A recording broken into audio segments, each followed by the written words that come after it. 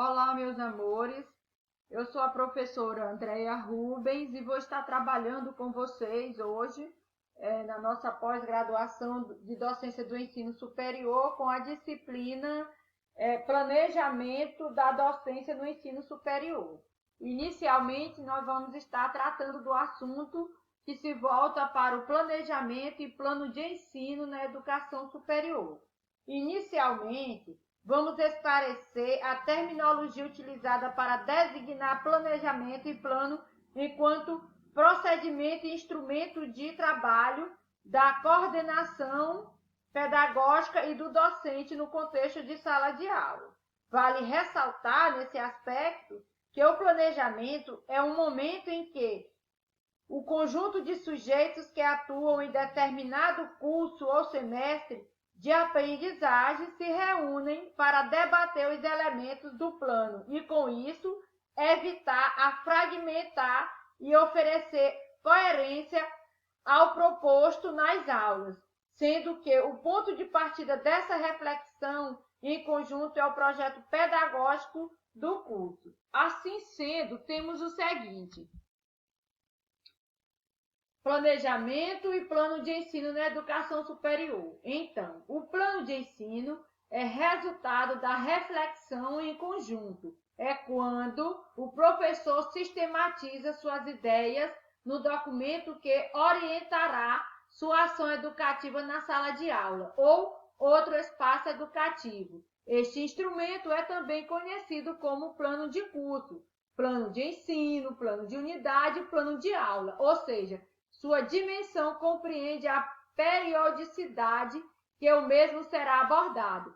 Tanto o plano como o momento de planejamento referem-se à reflexão e à tomada de decisão do professor e coordenador pedagógico em relação à disciplina em um determinado curso e período. Nesse contexto, vamos ver o seguinte: o docente trabalha em dois momentos distintos, quais sejam um primeiro em que se reúne coletivamente com o conjunto de professores do curso e com o coordenador pedagógico para discussão sobre o perfil do curso, dos alunos, a função formadora da disciplina e etc., a partir do PDI, que o PDI é o Plano de Desenvolvimento Institucional, e do PPI, que é o documento de orientação acadêmica. Nele vai constar a descrição do histórico da instituição, sua missão e as áreas de cursos.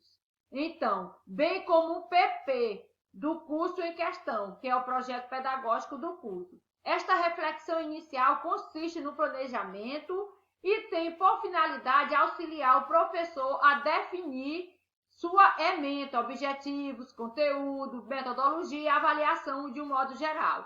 Tais discussões são remotas durante o período letivo, de acordo com o plano de trabalho do coordenador do curso. Este momento é registrado no plano de curso ou de ensino, conforme o termo utilizado na instituição.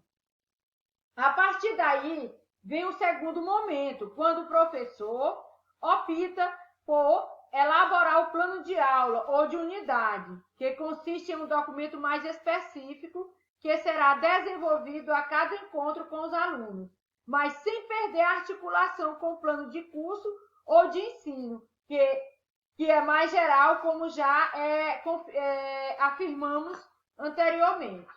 Então, para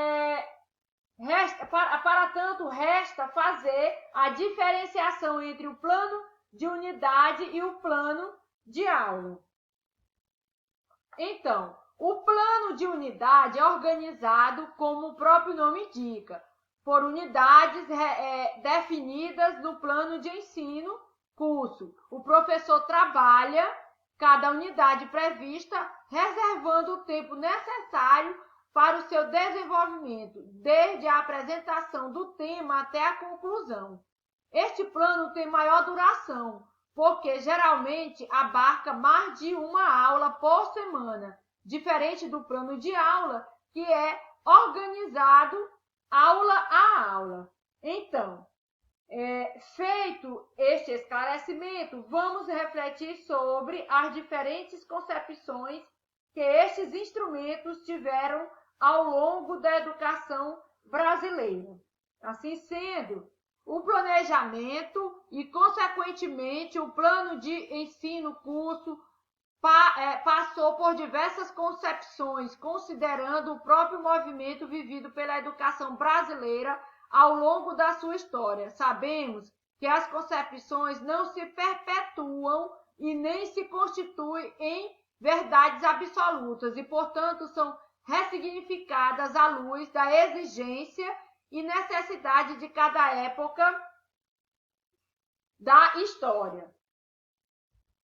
A presente reflexão vai pontuar estes conceitos a partir de 1930, considerando os esforços e a mobilização dos educadores, em especial os movimentos dos pioneiros da educação nova em 1932. Desse modo, o planejamento, assim como a organização escolar, naquela época tinha seus fundamentos nas teorias clássicas de administração, que objetivava implantar nas escolas os mesmos princípios utilizados na organização fabril. Desta forma, podemos dizer ainda que a ênfase desses princípios é a aplicação na produção industrial de técnicas ou procedimentos próprios dos métodos científicos, tais como a observação, experiência, registro, análise e resolução dos problemas da administração com o objetivo de atingir maior eficiência e menores custos.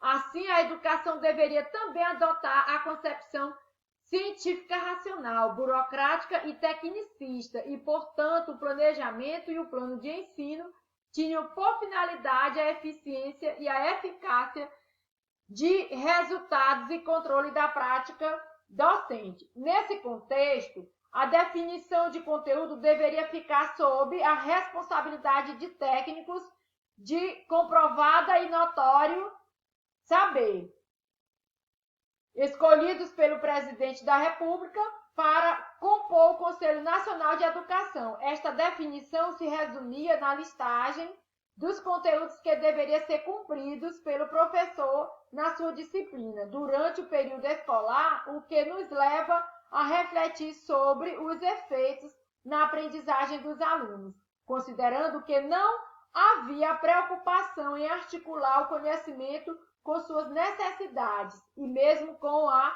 realidade vivida. Na concepção da abordagem tecnicista, a organização é representada por uma pirâmide, ou seja, uma pessoa lidera e os demais são liderados.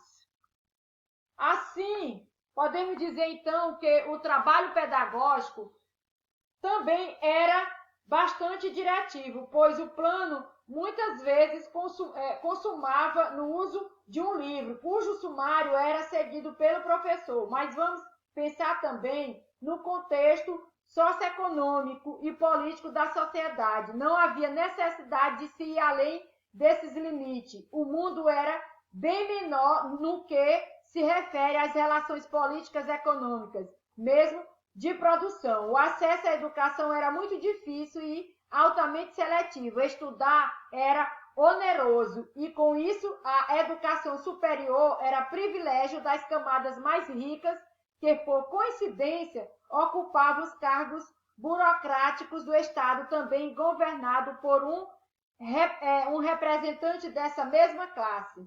Havia grande escassez de recursos pedagógicos, inclusive quando nos referimos ao livro didático, aliás, um dos únicos recursos usados pelo docente. Não havia preocupação em inovar, por isso mesmo, o livro era usado ano após ano, sem a necessidade de ser complementado por outros aportes, como textos de revistas, jornais, etc., e que também eram raros. Por outro lado, o professor não tinha consciência da importância desse instrumento para a organização de sua prática e do seu desdobramento, isto é, a reflexão sobre a própria prática o acompanhamento do desenvolvimento do aluno, a possibilidade de intervir no processo de modo a garantir a aprendizagem dentre outros aspectos. Então, nós vamos dar continuidade a esse estudo no próximo vídeo aula. Então, espero que até o momento, tudo que foi discutido aqui esteja sendo colocado para vocês de maneira bastante reflexiva e compreensiva.